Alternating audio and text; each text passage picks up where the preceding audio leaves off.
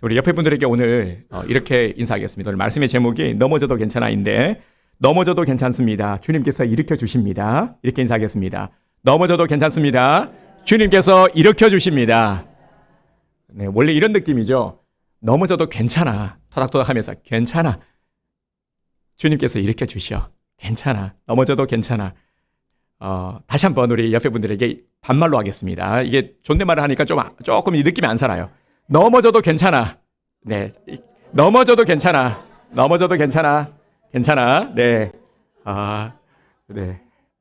우리 김근성 권사님한테 이제 넘어져도 괜찮아 하면 좀 어색하죠. 그죠? 그래도 괜찮아. 네. 왜냐하면 주님의 음성으로 듣기 때문에 또 우리 김근성 권사님은 네, 괜찮습니다. 다시 한번 오늘 우리 자녀 주일을 맞아서 주님 앞에 나오신 이 성도님들 한 분 한 분을 주님의 이름으로 축복합니다. 우리 성도님들 넘어져도 괜찮아. 괜찮아요. 네, 괜찮습니다. 우리 주님께서 우리를 안아주시고 또 주님께서 우리와 함께 하시기 때문에 그래서 오늘 우리가 주님의 음성을 듣는 시간이 되기를 원합니다. 오늘 우리들 안에 좀 어두운 마음들이 있을 수 있어요. 여러 가지로 좀 분주하고 복잡하고 또 사업을 열어가시는 분들도 있고 또 어떤 일로 인해서 염려하시는 분들 수고하고 무거운 모든 짐을 주님 앞에 내려놓음 받는 시간이 되기를 원합니다. 분주하고 복잡하고 아프고 그죠? 이게 또 우리의 인생 아니겠습니까? 하지만 우리가 인생을 살아갈 수 있는 이유는 주님이 우리와 함께 하시기 때문입니다. 그래서 오늘 주님 주시는 은혜, 이 특별한 은혜가 오늘 사모하는 우리의 심령에 임하기를 주님 이름으로 축복합니다.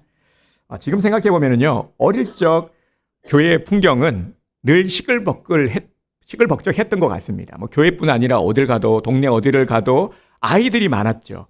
제 기억에도 아이들이 참 많았어요. 그런데 특히 이 교회는 아이들의 천국이었습니다. 교회 오면은 일단 아이들이 있기 때문에 놀거리들이 있었던 것이죠. 그래서 교회 마당 뭐 하면 여기저기 애들이 시끌벅적했고요. 애들이 시끄러운 소리와 함께 또 시끄럽다고 나무라는 어른들의 소리도 시끄러웠어요.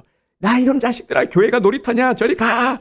교회는 떠들고 장난치는 곳이 아니야. 하는 이 어른들의 소리와 아무튼 교회는 시끌벅적했다. 근데 지금 돌아보면 그 시끌벅적함이 참 좋았던 것 같습니다. 참 정감이 있었죠. 오늘날에는 보면 아이들의 소리가 점점 줄어가고 있는 게 아쉬움이기도 합니다. 그래서 바다의 별 어린이집이 문을 닫았잖아요. 왜 문을 닫았냐면 애들이 없어서 문을 닫은 겁니다. 그 덕분에 우리가 비전센터를 잘 얻어서 쓰고 있지만 그래서 또 한편으로는 감사하기도 하지만 이렇게 점점 어린이집이 문을 닫고요. 어린이집이 노인 유치원이 되고 있다고 합니다. 어린이집을 시설을 해놓은 거를 리모델링을 해가지고 데이케어 센터로 많이 바뀌고 있다고 해요. 지금 이런 이제 현상들이 일어나고 있습니다. 그래서 보면 이 아이들의 소리가 참 귀합니다. 아이들의 소리가 있을 때는 막 성가시게 느껴지지만 막상 없으면은요 적막함이 흐르죠. 그래서 교회도 아이들의 소리가 들려야 됩니다. 아이들이 떠들고 그저 시끄러운 이 아이들은 가만히 있으면 아이들이 아니잖아요. 그죠? 우리 찬양이 봐보세요. 이 찬양이 한시도 가만 안 있지 않습니까? 아이들은 떠들어야 아이들인 것이죠. 그래서 이런 이제 교회도 아이들의 소리가 참 귀하고 그죠? 이러한 아이들을 또 용납할 수 있는 그런 넉넉함이 또 우리에게 또 필요한 것이죠. 제가 본 영화 중에서요. Children of Men이라는 영화가 있는데 Children of Men 이 영화가 어떤 것을 소재로 하고 있냐면 우리 보면은 뭐 지구 종말해서 이 종말을 소재로 하고 있는 영화가 보면 이 몇 가지 패턴이 있어요. 핵 전쟁으로 인한 것, 해성 충돌, 그리고 어떤 재난으로 인한 것, 지진이라든지 뭐 해일 이런 것들로 인한 것, 뭐 이제 이런 것들인데, 근데 이 영화가 정말 이제 좀 특이한 소재를 삼고 있어요. 그게 뭐냐면 2016년에 개봉한 영화인데 2027년을 설정을 한 겁니다. 2027년에 인류가 불임의 재앙, 이 불임을 소재로 한 영화거든요. 그러니까 모든 사람들이 자녀를 못 낳는 겁니다. 여러분 이런 생각 해보셨습니까? 자녀를 생산하지 못하면, 낳지 못하면 어떤 일이 생기겠습니까? 멸망할 수밖에 없는 거죠. 인류가 생존할 수가 없잖아요. 그래서 저는 이 소재가 참 신선하다. 그리고 또 현실적인 영화라고 생각을 합니다. 그래서 이 영화를 보면서 저는 상당히 충격을 받았죠. 처음에는 잘 모르고 영화를 봤는데 이 종말에 대한 영화라고 해서 저는 그냥 SF 단순히 SF라고 생각하고 봤는데 근데 이런 아주 심각한 어떤 현실적인 그런 문제를 다루고 있는 영화였습니다. 저는 엄청나게 충격을 받았죠. 정말이구나. 정말 아이를 낳지 못하면 이거야말로 재앙이요. 이거야말로 정말 심각한 문제가 아닐 수 없구나 하는 그런 생각을 하게 되었습니다. 이 저출산의 문제가 우리나라에서는 정말 큰 사회적인 문제로 되고 있습니다. 그래서 정치권에서는 보니까요. 아이 한 명당 1억을 지원하겠다. 이런 얘기까지 나오고 있습니다. 우리 희아 지사님. 네. 생각을 한번. 네, 아니에요. 바로 고개를 흔드시는데, 진작에 좀 이렇게 해주지, 그죠? 진작에. 그랬으면은, 우리 시끌벅적 했을 텐데. 그런 생각이 살짝 드네요. 정말 이 정도로, 이런 대안이 세울 정도로. 근데요, 반응이 뭐냐면 그래요. 1억을 지원해준다고 해도 고개를 흔들고 있는 게 현실인 거죠. 왜냐하면 정말 아이를 양육하는 것이 너무 힘든 그런 시대가 되었기 때문입니다. 참 안타까운 것이죠. 자, 이러한 온돈의 때예요. 보면 이 자녀를 양육하는 것이 참 쉽지 않은데 우리 부모들은 그런 마음이 있죠. 우리 자녀들을 잘 양육해야 될 텐데 이 잘이라는 것에는 우리가 신앙으로 그죠. 우리 아이들이 신앙으로 잘 양육되었으면 좋겠는데 라는 그런 마음을 가지고는 있습니다. 그런데 현실은 녹록지 않다라는 것이죠. 마음은 그렇지만 잘 되지 않는다라는 겁니다. 오죽하면은요, 우리 부모님들도 이렇게 얘기를 하죠. 굳이 결혼하지 말고, 내가 나처럼 힘들게 살지 말고 그냥 편하게 그냥 너 하고 싶은 대로 살아. 이렇게 말씀하시는 부모님들이 많으시다고 해요. 우리 성도님들은 어떤지 모르겠는데 자녀들에게 굳이 결혼할 필요 없어.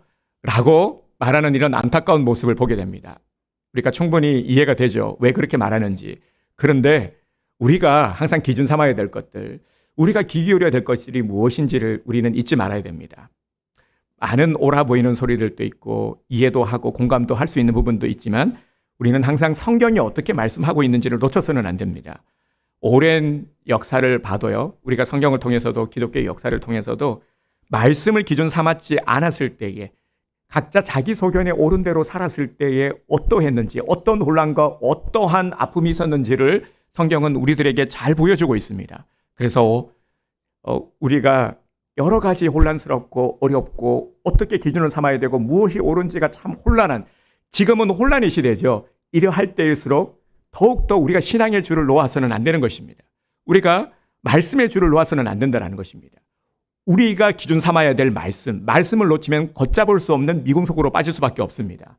그래서 가정의 달, 우리가 가정을 건강하게 잘 세워가야 될 텐데 정말 우리 가정이 화목하고 믿음으로 바로 서는 그러한 건강한 가정이 되어야 될 텐데 그러기 위해서 우리가 무엇을 기준 삼아야 될까? 바로 하나님의 말씀을 기준 삼으시길 바랍니다.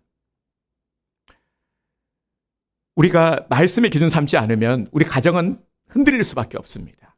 그래서 오늘 말씀을 통해서 우리 가정 가운데 특히 오늘 자녀주의를 맞아서 우리 부모들에게 주시는 말씀에 귀를 기울이고 우리가 기준 삼아야 될 것이 무엇인지 무엇을 해야 되는지 우리가 어떠한 가교 역할을 해야 되는지 깨닫게 되는 은혜의 시간이 되기를 주님의 이름으로 축복합니다. 예수님이 가는 곳마다 오늘 성경 말씀에 보면 많은 군중들이 모여들었음을 보게 됩니다. 오늘 성경에는 특히 이 자녀들을 예수님 앞에 데리고 나온 자들이 있었습니다. 예수님 앞에 나왔다라는 것은 예수님을 보기 위함이죠. 기대와 소망을 가지고 있었기 때문입니다.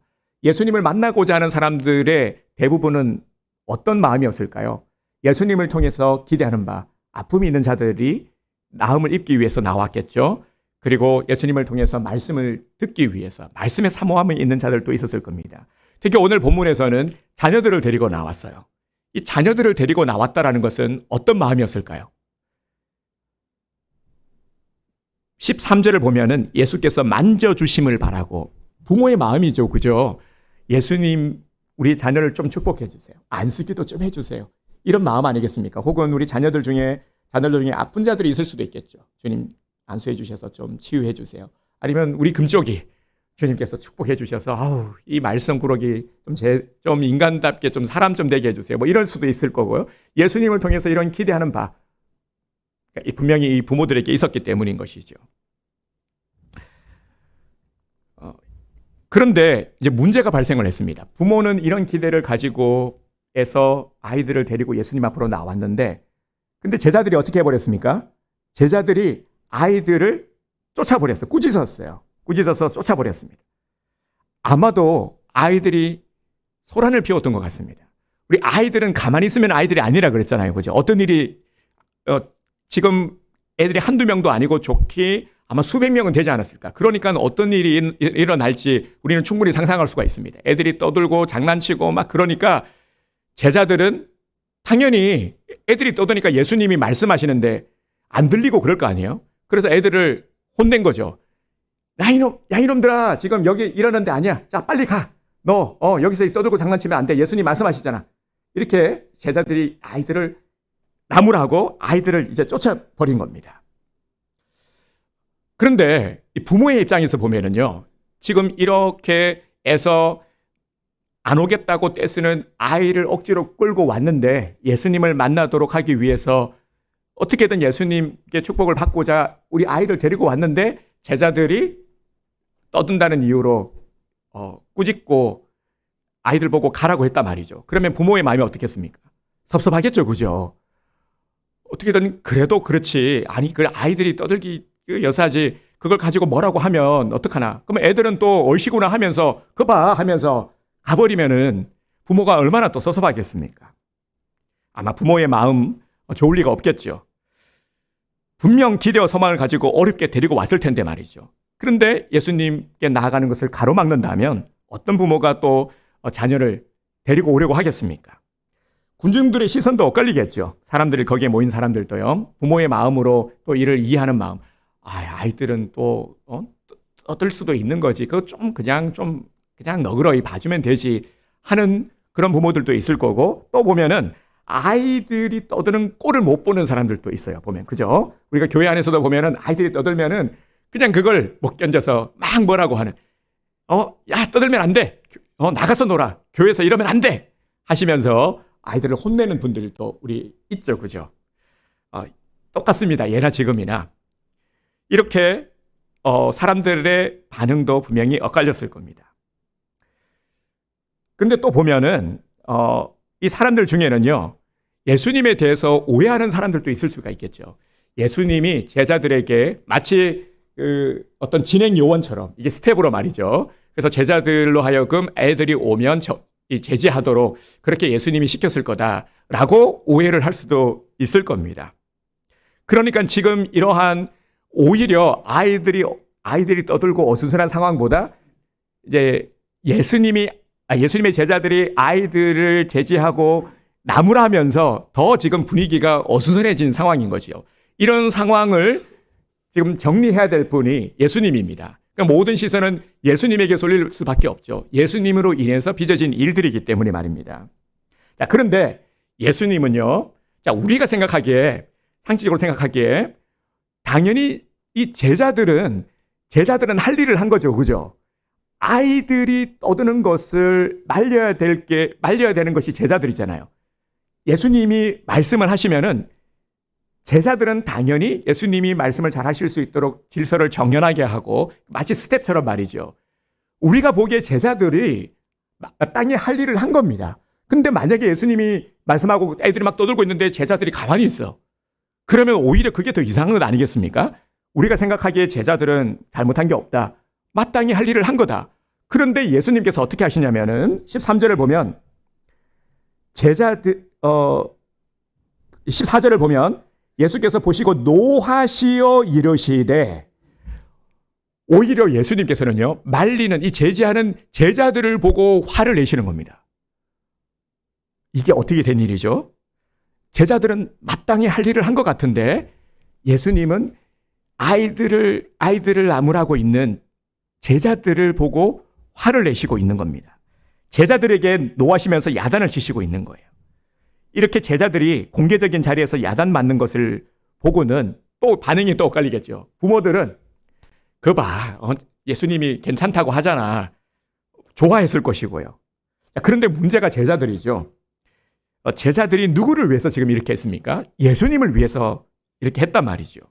제자들은 정말 예수님을 위해서 아이들을 막은 것인데, 아이들이 철부지 없는 아이들이 예수님께 이렇게 막 그냥 달려드는 것을 막은 것인데, 어째서 자신들의 심정을 몰라주고 지금 사람들이 있는 데서 면박을 주냐 말이죠. 제자들의 입장에서는요, 대단히 속상할 수밖에 없습니다. 다른 사람은 몰라도 예수님이 그러시는 것은 이건 정말 제자들이 보기에는 너무 섭섭한 모습인 거죠. 오히려 제자들을 감싸 안아주시고 챙겨주셔야 될 분이 예수님 아닙니까? 제자들이니까요. 지금 제자들은 예수님으로 인해서 이 망신고를 당한 것 아니겠습니까? 그러면 앞으로 어떻게 제자들이 예수님을 잘 도울 수 있고 예수님을 잘 따를 수가 있겠습니까? 우리가 제자라도 이런 상황이라면 정말 섭섭하지 않겠습니까? 지금 어떤 상황인지 우리 성도님들이 잘 이제 이해를 하시겠죠? 예수님이 그렇다면 왜 뿔이 나셨을까? 예수님이 제자들을 보고 마땅히 제자들이 해야 할 일을 하는 것 같은데, 근데 그렇게 예수님께서 화를 내신 이유가 있을 수 있을까? 이유가 있기 때문인 것이죠. 제자들에게 화를 내신 예수님의 그러면 그 이유가 무엇인가를 우리가 살펴봐야 되겠죠. 이 사건은요, 사복음서에 모두 기록이 되어 있는 사건입니다. 그 정도로 충격적이고 또 중요한 사건이기도 합니다. 왜냐하면 예수님이 화를 내신 것은요, 아이들이 예수님께 나아오는 것을 제자들이 가로막았기 때문입니다. 그래서 예수님께서 화를 내신 것이죠. 예수님을 보기 위해서, 예수님을 만나기 위해서 부모의 손에 이끌려서 아이들이 나아왔는데, 이 아이들이 예수님께 나오는 것을 막는 것은 바로 하나님 나라를 막는 일이기 때문입니다. 그래서 이 일을 행한 사람이 설령 제자들이라 할지라도 예수님께서 화를 내셨던 것입니다. 우리는 이 장면을 잘 머릿속으로 그리면서 생각해 봐야 하는 것입니다. 오늘 이 말씀의 스토리의 이미지를 여러분 머릿속에 잘 한번 그려보시길 바랍니다. 그러면 훨씬 더 말씀이 이해가 되고 우리에게 은혜로 다가옵니다.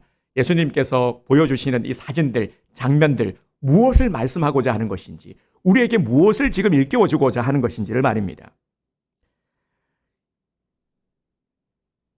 누구든지요, 예수님은 가만 생각해 보세요. 예수님께 나아오는 것을 막는 자를 예수님은 그 막는 자에게 예수님께서는 화를 내셨습니다. 이 부분을 우리에게 분명히 보여주셨습니다. 그래서 예수님은 뭐라고 말씀하셨습니까? 어린아이가 내게 오는 것을 금하지 말라. 어린아이가 내게 오는 것을 막지 말라. 말씀하시는 겁니다. 막지 말라. 금하지 말라. 아무리 작고 연약한 자라 할지라도 예수님께 나아오는 자를 금하지 말라라는 겁니다. 하나님의 나라는 예수님께로 나아오는 자들의 것입니다. 이 말은 누구든지 예수님께 나아오라는 것이죠. 우리가 보기에 이 어린아이가 상징하는 바가 뭡니까? 지극히 작고 연약한 자 아닙니까? 힘없고 연약한 자, 철부지, 떠들고 장난치고 성가시게 하는 자. 어린아이라 할지라도 예수님께 나오는 것을 막지 말라, 금하지 말라라는 겁니다. 이제 14절의 말씀을 한번 볼까요? 다시. 예수께서 보시고 노하시어 이르시되 어린아이들이 내게 오는 것을 용납하고 금하지 말라. 하나님의 나라가 이런 자의 것이니라. 아멘. 분명히 말씀하고 있죠. 그리고 예수님은 아이들 보면은 14절 보겠습니다. 그 어린 아이들을 안고 그들 위에 안수하시고 축복하시니라. 아멘. 주님께서는 어떻게 하셨습니까? 그 한 명 한 명 좋기 수백 명은 되었을 겁니다. 우리가 생각하기에 어림잡아 좋기 수백 명이 되는 그 아이들을 한 명 한 명 다 안으시고 축복해 주셨습니다. 한 사람 한 사람 말이죠. 한 아이 한 아이.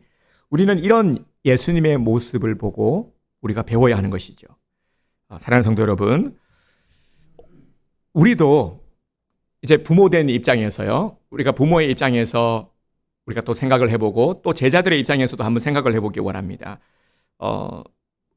오늘 우리들 안에도 보면은 예수님께 나오는 것을 가로막는 자들이 있죠. 어떻게든 오늘 그 말씀의 핵심이 예수님께 나아오는 자를 우리가 막아서는 안 된다라는 것인데, 어떻게든 예수님께 나아가도록 해야 되는 것, 이것이 우리 부모의 역할이라는 겁니다. 우리의 자녀들이 예수님께 나아오도록 해야 되는 것, 그 가교 역할을 우리 부모가 해야 된다라는 것이 핵심인데, 근데 보면 오늘날 문제가요, 또 역으로 보면은 그렇지 못하기 때문에 문제가 되는 것이죠. 어떻게든 우리가 예수님께로 나아가도록, 만나도록 하는 건데, 그런데 오늘 우리들의 이 펼쳐져 있는 환경들을 보면 나오기에 너무나도 어려운, 방해되는 그런 것들이 너무나도 많죠. 뭐 문화적인 것들도 그렇고요. 뭐 유행하는 것들. 요즘 보면은 아이들이 우리 교회로 나오지 못하도록 만들 수 있는 그런 것들이 너무 많아요. 뭐 스마트폰 재밌는 것들이 너무 많거든요. 그래서 예배를 처음 시작하면서도 제가 옛 추억을 떠올리며 옛날에 떠들썩하고 어디를 가더라도 교회는 아이들의 놀이터였다. 놀기 딱 좋은 곳이었다. 시끌벅글하고. 근데 요즘은 그렇지 않다.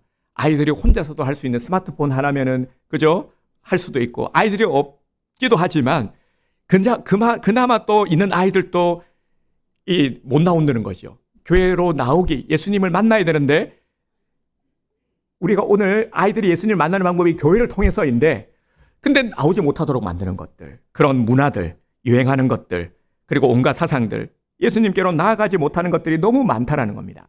특히 아이들도 그렇고 우리 어른들도 마찬가지죠. 요즘 보면은요, 정말 중요한 게 예수님을 만나야 되는데, 그러기 위해서 교회에 나와야 되는데, 오늘날 예수님께서 우리를 만나주시는 장소가 교회이고, 우리 공적 예배를 통해서 주님께서는 은혜를 직접적으로 우리에게 베풀어 주시는데, 그래서 예배가 너무너무 중요한데, 가로막는 것들, 문화들, 요즘 보면은 뭐 개 같은 것, 여행계 같은 것들도 많죠. 여길 가지 말라는 얘기가 아니라, 보면은 이 주객이 전도되어서는 안 된다는 거죠. 우리가 먼저 해야 될 것들이 있고, 놓치지 말아야 될 것들이 있는데, 자꾸 우리가 먼저 붙잡아야 될 것들, 예배, 이런 것들이 자꾸 밀리게 되는 것이죠.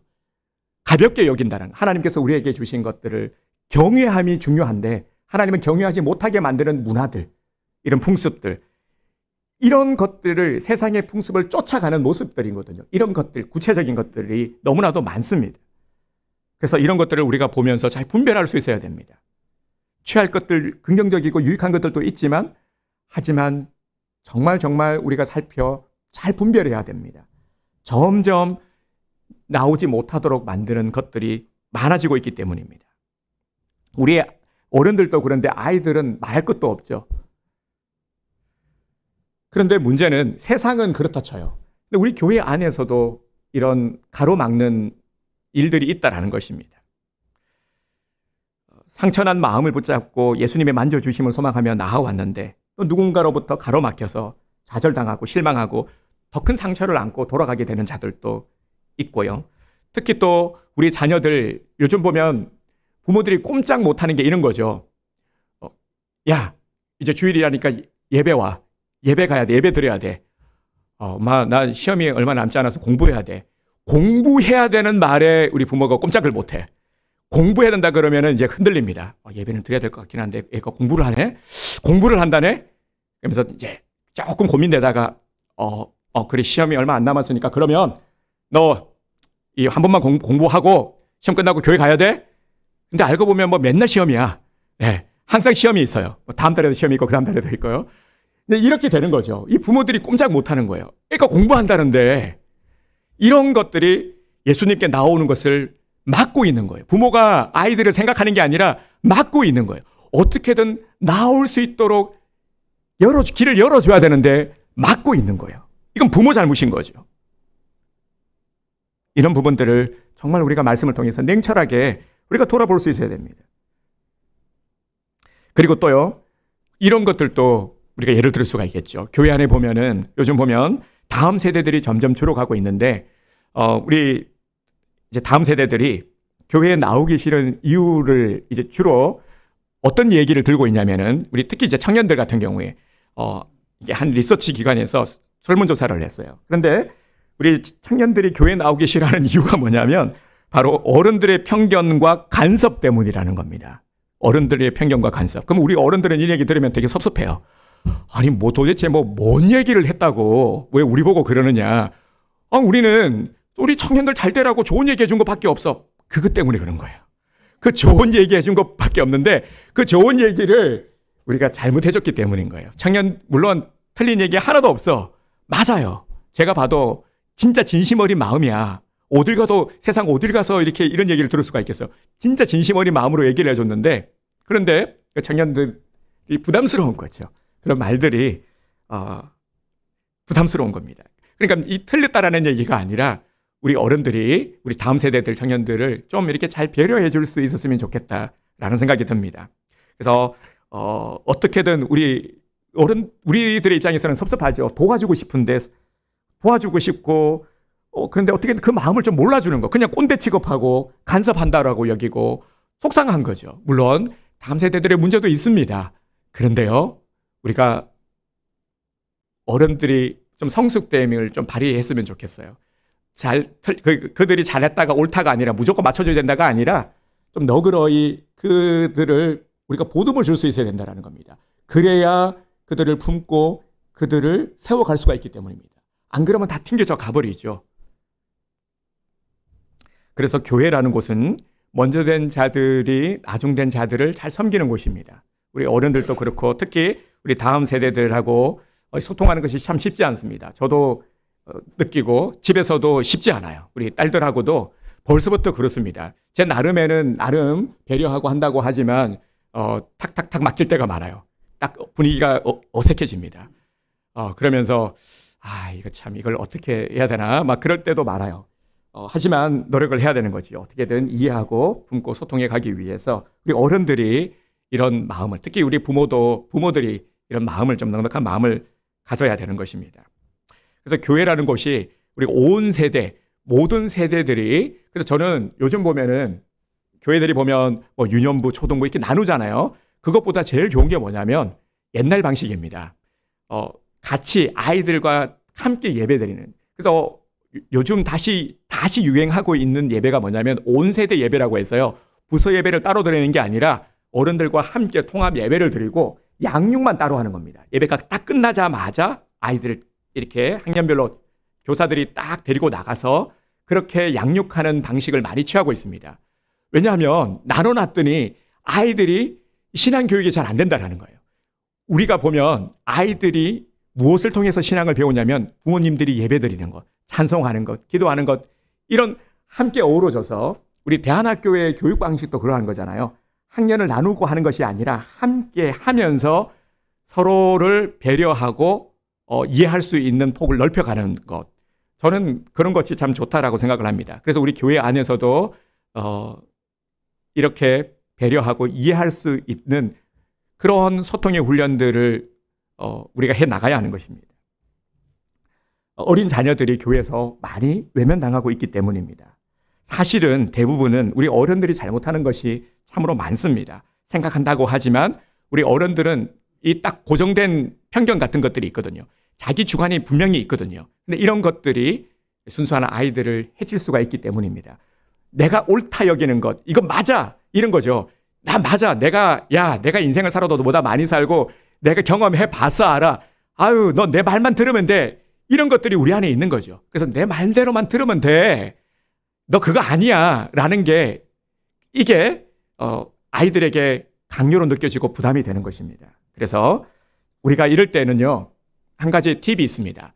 예수님을 생각하는 것이죠. 예수님이라면 어떻게 하셨을까? 그래서 예수님께서 가르쳐 주신 말씀을 통해서 우리가 이제 자녀들을 대하면 되는 것입니다. 중요한 것은 우리 자녀들이 예수님을 만나도록 해야 된다. 어떻게든 자녀들이 예수님께로 나아오는데 우리가 방해하는 것이 아니라 예수님께 나아올 수 있도록, 오늘 예수님을 만나는 장소가 교회라고 했죠. 예배 자리로 어떻게든 자녀들이 나올 수 있도록 끌어주는 것이 우리 부모의 역할이라는 것을 잊지 말아야 됩니다. 그러기 위해서 지혜를 간구하셔야 되는 겁니다. 쉽지 않지만 기도하면서 그게 우리 부모들의 몫입니다. 이제 또 우리가 해야 될 것이 우리를 향한 제자들을 보고 예수님께서 화를 내셨죠. 제자들에게 왜 화를 내셨는지 그 예수님의 심정을 또 우리가 한번 헤아리기를 원합니다. 예수님의 화를 멈춰야 되죠. 그러면 오늘 우리들을 보고 예수님께서는 뭐라 말씀하실까요? 오늘 우리 부모들의 모습을 보면서, 우리 자녀들을 대하는 우리 부모들의 모습을 보면서는 예수님께서 칭찬하실까요? 아니면은 화를 내실까요? 오늘 우리들을 향한, 이 시대 부모들을 향한, 이 시대의 아이들을 향한 예수님의 화를 우리가 멈추게 해야 됩니다. 그러려면 어떻게 해야 될까요? 먼저 오늘 자녀 주일이지만 우리들의 마음, 우리들의 신앙적인 면모가 너무나도 중요합니다. 한번 살펴보기를 원합니다. 믿음의 부모가 되어야 되겠죠. 부모의 신앙이 자녀의 신앙이 됩니다. 우리 부모가 신앙의 본을 보이지 않으면 자녀들의 신앙의 교육은 이루어질 수가 없는 것입니다. 그래서 이 부담이 우리에게 있는 것이죠. 부모들에게 말이죠. 그래서 부모가 어리거나 장성해서나 상관없습니다. 부모의 신앙이 중요합니다. 부모의 신앙을 따라 우리 자녀들이 그대로 배우기 때문입니다. 그래서 내 생각을 바꾸시기 바랍니다. 이제 어떻게 바꿔야 될까요? 어떻게든 내 사랑하는 자녀들이 예수님께 나아올 수 있도록 이끄는 것이 바로 믿음의 부모라고 여기시기를 바랍니다. 자녀들을 예수님께로 이끄는 것이 참 부모의 믿음입니다. 그리고 정말 당부드리고 싶은 것은 세상의 가치관, 어떻게든 출세하기 위해서 공부가 최고라고 여기는 이러한 잘못. 아까 그래서 말씀을 드렸잖아요. 아이들이 공부를 핑계대면 부모들이 꼼짝 못하는 거. 왜냐하면 공부를 해서 우리 요즘 보면은 요즘은 죄다 그냥 의대, 로스쿨 뭐 이런 거잖아요. 특히 이제 카이스트라든지 이게 뭐죠? 과학고 뭐 이런 데서도 막는다 그러잖아요. 애들이 다 의대로 가려고 하니까 난리지 않습니까? 이런 것들요. 공부를 잘하는 수재들이 과학자가 될 아이들이 의대를 가는 거예요. 공부를 잘하면은 의대를 가야 돼. 모두가 다 이런 목표를 갖는 거죠. 그러다 보면은 앞으로의 이 우리나라의 미래가 어떻게 되겠습니까? 지금 이런 일들, 웃지 못할 일들이 벌어지고 있는 것이죠. 근데 우리 믿음의 부모들은 그러지 말아야 되는 것입니다. 그래서 우리 부모들은요, 어떻게든 아이들이 예수님께 나아올 수 있도록, 예수님께 나아오도록 예수님께서 안수하시고 예수님께서 축복하셔야 된다. 나와야 예수님께서 안수하시기 때문에, 예수님께서 축복하시기 때문에, 예수님이 복의 근원 되시기 때문에 결국 모든, 여러분, 의대 공부를 열심히 해서 의대 간다고 해서 행복이 보장되는 것입니까? 그게 최고입니까? 아니잖아요. 알고 있지만 그게 최선이라고 여기는 것이죠. 이게 참 슬픈 것이죠. 근데 우리는 이보다 더 나은 가치를 따라 사는 사람들입니다. 성경적 가치관. 예수 그리스도로 인해서 우리가 살아가는 자들 아니겠습니까? 그래서 각각 목적대로 하나님께서 우리 아이들을 부르셨고 아이들을 향한 계획하심을 펼쳐갈 수 있도록, 이게 비전이 되고 아이들의 꿈이 되고 그 꿈을 이루어가는 그 은혜의 즐거움들이, 그 행복을 만끽할 수 있도록 그 길을 우리 부모들이 열어줘야 되지 않겠습니까? 무조건 이거 해야 된다. 무조건 공부해야 된다. 무조건 성공해야 된다. 무조건 돈 많이 벌어야 된다. 돈만 많이 벌면 돼. 돈만 많이 벌면 뭐든지 할 수 있어. 돈이 최고야. 돈 없으면 서럽고 무시당하는 거야. 이게 정말 우리 부모들이 해야 될 말입니까? 이것이 잘 가르치는 것입니까? 그래서 지금부터라도 우리가 바꿔야 되죠. 한국 교회 유명한 목사님들 중에서요, 우리 초대교회 때 보면 길선주 목사님이 계십니다. 길선주 목사님은 아주 유명하신 분이죠. 그런데 이렇게 유명한 목사님들에 보면은요, 참 이게 아쉬운 부분들이 있어요. 이 자녀들 중에서 자녀들이, 우리 부모가 그렇게 훌륭한 목회자고 그런 훌륭한 신앙을 가지면 자녀들도 당연히 그러리라 생각하지만, 기대를 가지지만 그렇지 못한 경우가 많습니다. 의외로요. 제가 또 생각나는 게 오카는 목사님 같은 경우도 아들이 교회를 안 다녔어요. 충격적이지 않습니까? 오카는 목사님인데 오카는 목사님의 아들이 교회를 안 다녔어. 그 사랑의 교회 교인들이 뭐라고 생각하겠습니까? 근데 물론 아들이 나중에는 회심을 하고 뭐 책도 내고 했지만, 그리고 조윤기 목사님 아들 때문에 고생 많이 하셨어요. 뉴스에도 나오고 아주 떠들썩했던 뭐 이런 모습들을 보면 안타까운 일들이 많죠. 그래서 보면은 참 훌륭한 목회자들인데 이 아들들이 온전하지 못해서 그런 참 아픔을 겪고 있는, 그래서 이종원 목사님은 정말 감사해야 되는 것 같아요. 네, 좀 복 받으신 분이에요. 네. 근데 이 길선주 목사님의 아들이요, 술주정뱅이였어요. 길선주 목사님의 아들이 술주정뱅이였다. 누가 감히 상상했겠습니까? 아들 때문에 무지무지 골머리를 앓았어요, 이분이요. 그러면 이 아들 냅뒀겠습니까? 야단도 치고 막, 너 이놈의 자식아, 너 정신 못 차리면 너 하나님 저주받아, 너 죽어, 너 멸망해, 이렇게 말도 했어요. 정말 심한 욕도 하고 다 어떻게든 한번 정신 차리게 하고자 뭐 수단과 방법을 다 동원해 본 거죠. 그래도 말을 안 듣는 겁니다. 맨날 술만 먹고요. 이 망나니 아들을 바라보면서 이 아버지의 심정이 어떠했을까요? 길선주 목사님, 그렇죠. 이 길선주 목사님 아들이 그랬다라는 거예요. 근데 이 모습을 보자요. 너무 한 선교사님이 이 모습을 보자 너무 안타까우셔서 길선주 목사님에게 이렇게 말씀을 하셨다고 해요.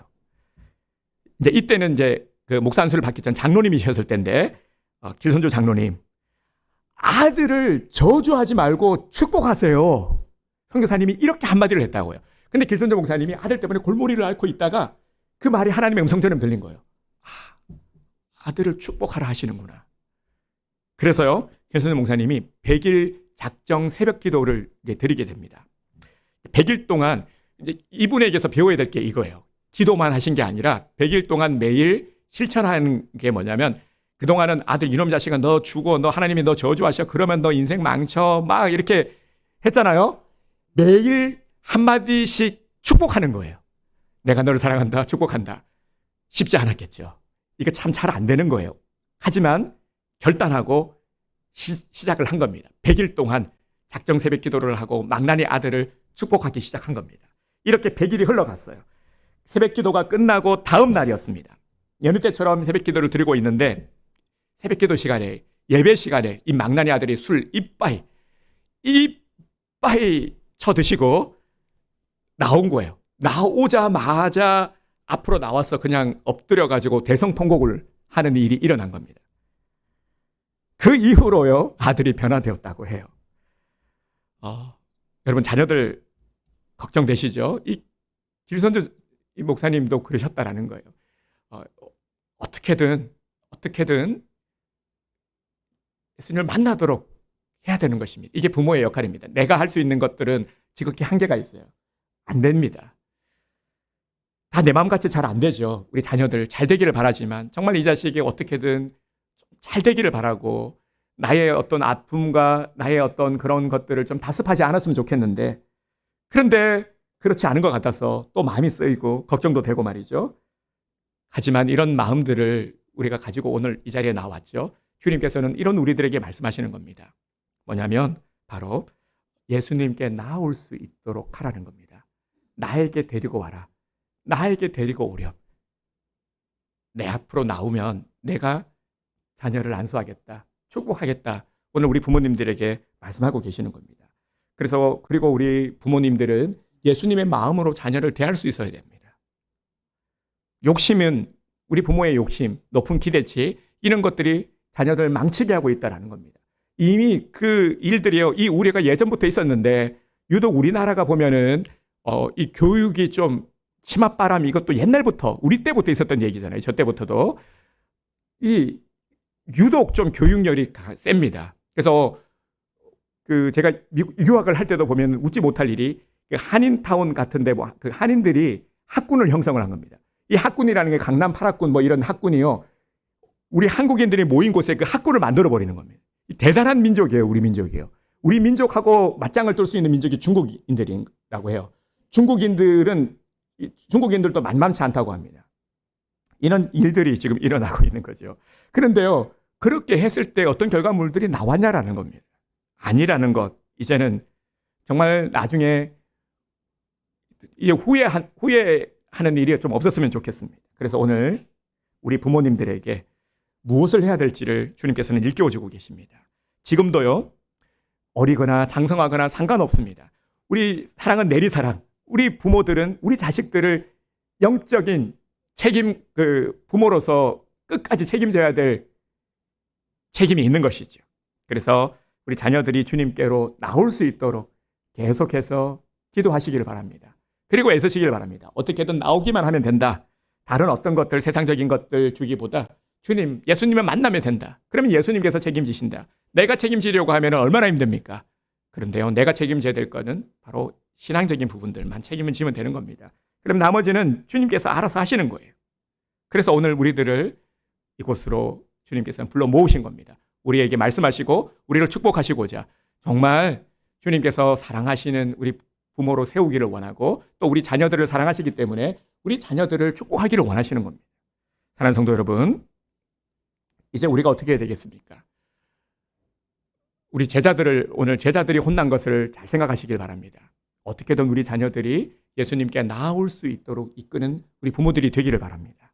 그리고 또 한 가지 우리가 결단해야 될 것이 우리 자녀들에게 내 기준에서 내가 옳다 여기는 것들을 강요하지 말기를 바랍니다. 강요도 폭력인 거 아시죠? 내가 옳다 여기는 것, 내가 생각하기에 이러면 된다 하는 것들을 강요하지 마십시오. 그것을 주장하지 마십시오.